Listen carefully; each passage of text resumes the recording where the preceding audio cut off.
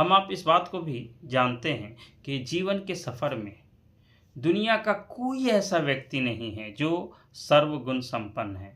इसलिए हम आपको अपने जीवन के अंदर, अगर हम आप अपने रिश्ते को निभाना चाहते हैं, तो हम किसी भी व्यक्ति को सर्वगुण संपन्नता के माध्यम से ना देखें, बल्कि इस बात का ध्यान रखें कि जीवन के विभिन्न पड़ाव में लोगों के अंदर की बहुत सारी कमियों को नज़रअंदाज करें। और जब हम आप किसी की भी कमी को नज़रअंदाज करते हैं तो सामने वाले व्यक्ति में अच्छाई ही दिखाई देती है, और जब अच्छाई दिखाई देती है उस आधार पर हम अपने रिश्ते को मजबूती से थाम लेते हैं।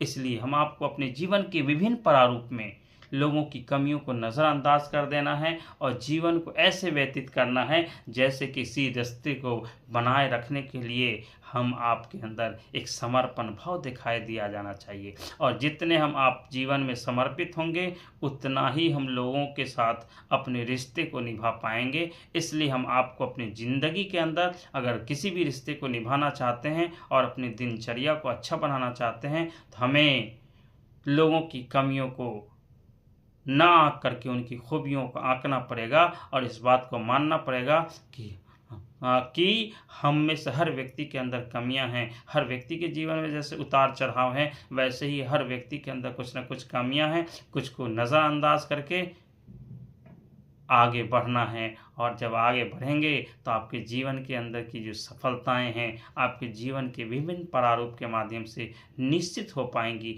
आप खुद भी बदलेंगे और लोगों के अंदर बदलाव लाने के कारण बनेंगे। इसलिए आप कोशिश कीजिए कि खुद भी बदलिए और दूसरों को बदलने के लिए इस बात की ओर आगे बढ़ के आइए कि लोग क्या कहेंगे, क्या सोचेंगे। लोग आपकी अच्छाइयों को देखते हैं, आपकी खराबियों को आंकते हैं। कौन किसके बारे में क्या सोचता है इससे फ़र्क नहीं पड़ता है।